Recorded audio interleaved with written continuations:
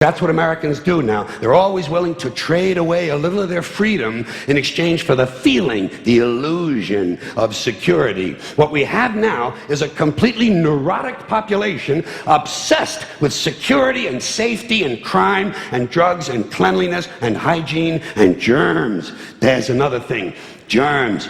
Where did this sudden fear of germs come from in this country? Have you noticed this? The media constantly running stories about all the latest infections, salmonella, E. coli, hantavirus, bird flu, and Americans they panic easily, so now everybody's running around scrubbing this and spraying that and overcooking their food and repeatedly washing their hands, trying to avoid all contact with germs. It's ridiculous, and it goes to ridiculous lengths. In prisons, before they give you a lethal injection, they swab your arm with alcohol.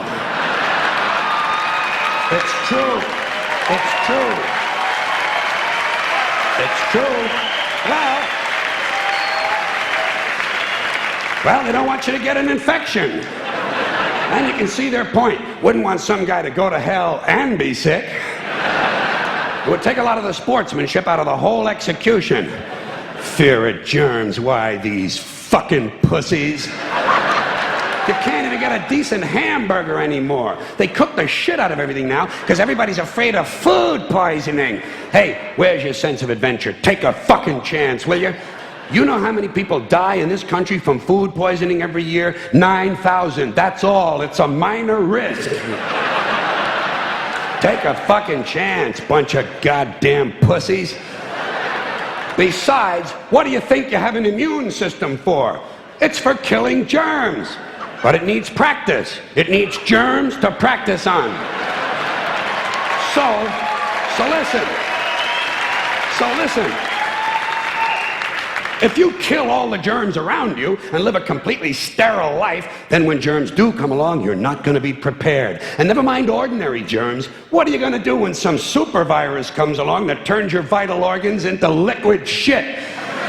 I'll tell you what you're going to do. You're going to get sick, you're going to die, and you're going to deserve it because you're fucking weak and you got a fucking weak immune system. Now, all right, God damn it. Hey. All right. Let me tell you a true story about immunization, okay? When I was a little boy in New York City in the 1940s, we swam in the Hudson River, and it was filled with raw sewage, okay? We swam in raw sewage, you know, to cool off. And at that time, the big fear was polio. Thousands of kids died from polio every year. But you know something? In my neighborhood, no one ever got polio. No one, ever. You know why? Because we swam in raw sewage. It strengthened our immune systems. The polio never had a prayer. We were tempered in raw shit. So personally, I never take any special precautions against germs. I don't shy away from people who sneeze and cough. I don't wipe off the telephone. I don't cover the toilet seat. And if I drop food on the floor, I pick it up and eat it. I eat it. Yes, I do. Even if I'm at a sidewalk cafe in Calcutta, the poor section, on New Year's morning during a soccer riot.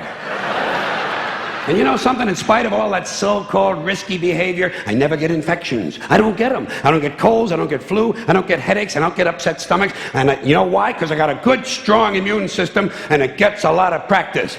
My immune system is equipped with the biological equivalent of fully automatic military assault rifles with night vision and laser scopes. And we have recently acquired phosphorus grenades, cluster bombs, and anti-personnel fragmentation mines. So, when my white blood cells are on patrol, reconnoitering my bloodstream, seeking out strangers and other undesirables, if they see any suspicious-looking germs of any kind, they don't fuck around. They whip out the weapons, they wax the motherfucker, and deposit the unlucky fellow directly into my colon. Into my colon. There's no nonsense. There's no Miranda warning. There's none of that 3 strikes and you're out shit. First defense, bam, into the colon you go.